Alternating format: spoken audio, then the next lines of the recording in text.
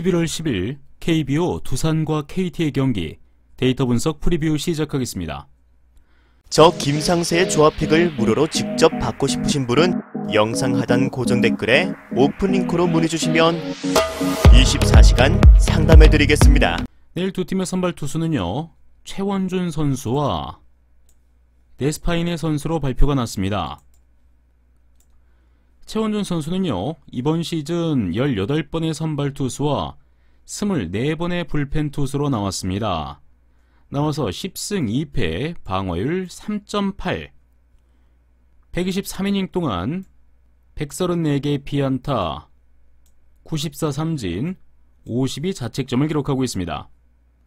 이번 시즌 두산 입장에서는 최원준 선수를 선발로 발견한 게 신의 한 수라고 보여질 만큼 이번 시즌 선발 투수로 상당히 좋은 활약을 보여준 최원준 선수입니다.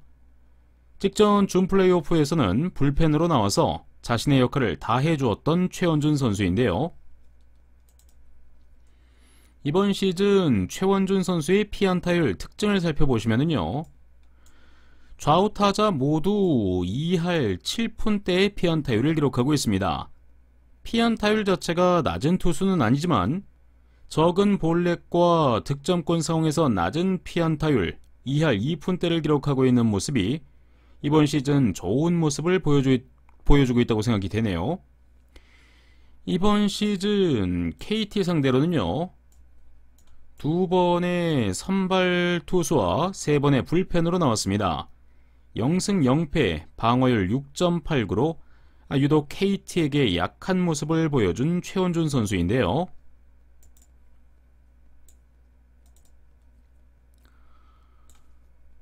최원준 선수, 장성우 선수에게 5타수 3안타, 그 중에 한 개의 피홈런이 있고요. 그리고 박경수 선수에게도 5타수 3안타, 그리고 강백호 선수에게는 6타수 3안타, 그리고 심우준 선수에게는 7타수 3안타를 기록하고 있는 최원준 선수인 만큼 중심 타선과 하위 타선 모두 상대적으로 약했던 타자들이 많았던 만큼 쉽지 않은 승부가 예상되네요. 이번 시즌 최원준 선수의 구종별 특징을 살펴보시면요, 직구는 3할이 넘는 피안타율을 보이지만 변화구인 슬라이더와 체인지업이 상대적으로 직구보다 낮은 피안타율을 보여주면서 좋은 성적을 보여주었습니다. 하지만 이번 시즌 잘 던졌던 슬라이더와 체인지업이 유독 KT 상대로는 고전했는데 선발로 나왔던 KT전에서 슬라이더는 4할이 넘는 피안타율을, 체인지업은 6할이 넘는 피안타율을 기록했습니다. 직구 자체가 피안타율이 높은 만큼 변화구들의 피안타율이 높다면 이번에도 KT 타자들의 노림수에 크게 고전할 가능성이 높아 보이는데요.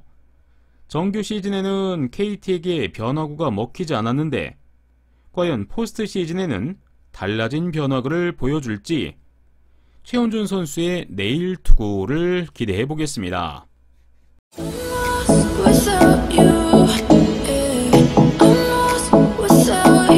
상대인 데스파이네 선수는요, 이번 시즌 34번의 선발 투수와 1번의 불펜 투수로 나와서 15승 8패, 방어율 4.33, 207과 3분의 2이닝 동안 233개의 피안타, 152개의 삼진, 100자책점을 기록하고 있습니다. 시즌 마지막 하나와의 경기에서 중요한 순간에 불펜으로 나왔지만요, 0.2이닝 동안 2실점을 기록하면서 시즌 막판 좋지 않은 모습을 보여줬는데요. 시즌 마지막 선발 등판도 5이닝 동안 4실점으로 좋지 않은 모습을 보여준 데스파이네 선수입니다. 이번 시즌 데스파이네 선수 피안타율 특징을 살펴보시면요, 좌타자에게 3할이 넘는 피안타율을 보여주고 있는데 공격적인 유형의 피칭을 하는 선수이다 보니 피안타율 자체가 상당히 높게 나오는 점이 눈에 띕니다. 이번 시즌 두산을 상대로 3차례 선발 투수로 나와서요. 0승 1패, 방어율 7.04로 두 번의 퀄리티 스타트를 보여주긴 했지만 많은 볼넷과 마지막 두산전에서의 부진이 아쉬운 기록을 보여주고 있습니다. 이번 시즌 특히나 두산 좌타자들에게 특히 약했는데요. 김재환 선수에게 9타수 5안타, 피홈런 2개, 그리고 페르난데스 선수에게 13타수 5안타, 피홈런 1개로 상당히 약했습니다. 그리고 오재일 선수에게 10타수 4안타, 그리고 우타자인 허경민 선수에게 11타수 4안타, 그리고 박건우 선수에게도 11타수 4안타로 두산 타자들에게 좌우 타자 가리지 않고 상당히 약한 모습을 보여주었던 데스파이네 선수입니다. 이번 시즌 데스파이네 선수 피안타율 특징을 살펴보시면요, 가장 많이 사용하는 직구와 그리고 싱커의 피안타율은 모두 3할 가까이 되고요. 3할이 넘고 3할 가까이 되고, 그리고 변화구 중 가장 많이 사용하는 커브는 1할 때의 피안타율로 낮은 모습을 보여주고 있습니다. 이번 시즌 두산을 첫 상대했을 때는 커브를 제외한 모든 구종들이 5할이 넘는 피안타율을 기록하면서 폭파당했지만 이후 만났던 대결에서는 커브의 피안타율은 올라갔지만 직구와 싱커의 피안타율이 낮아지면서 6이닝 2실점 그리고 7이닝 2실점으로 호투를 한 데스파이네 선수입니다.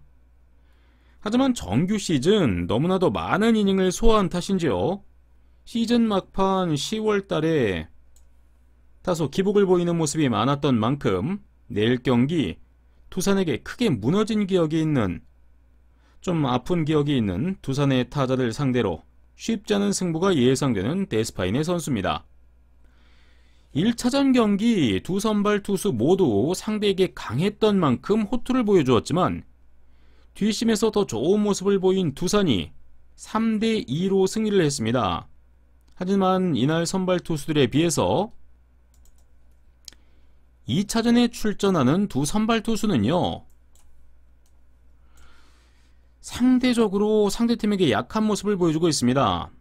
그나마 위안이라면 고척돔에서 두 투수 모두 나쁘지 않은 성적을 기록하였다는 점인데, 확실히 포스트 시즌에서의 중압감을 얼마나 떨쳐내느냐가 중요할 것으로 보이지네요. 최원준 선수 역시 이렇게 많은 선발 투수를 기록한 적이 없는 만큼 시즌 후반 확실히 폼이 떨어진 모습이었고요. 데스파이네 선수 역시 정규 시즌 너무나도 많은 이닝을 책임졌고 1차전 팀이 패배한 만큼 부담감이 크게 작용할 것으로 보입니다.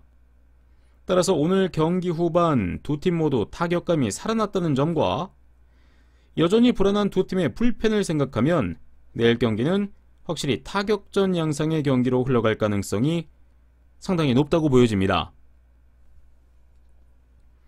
KT의 불펜은요,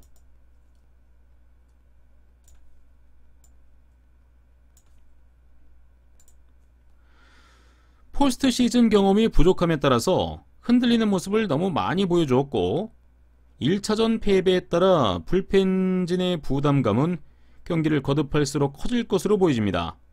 그에 따른 정상적인 피칭이 못 이루어질 가능성이 높고요. 두산의 경우에는 플렉슨이 긴 이닝을 버텨주고 이영하 한 명으로 경기를 끝내는 데 성공함에 따라 내일까지는 불펜 운영에 문제가 되지 않을 가능성도 높지만 박치국의 불안한 제구와 그리고 원체 불펜 안정감이 크지 않은 두산이라고 할 수 있죠. 따라서 내일 경기 두 팀의 기준점에 상관없이요, 다득점으로의 접근이 상당히 매력적인 선택지가 되지 않을까 생각이 되어집니다. 내일 경기 다득점을 추천드립니다.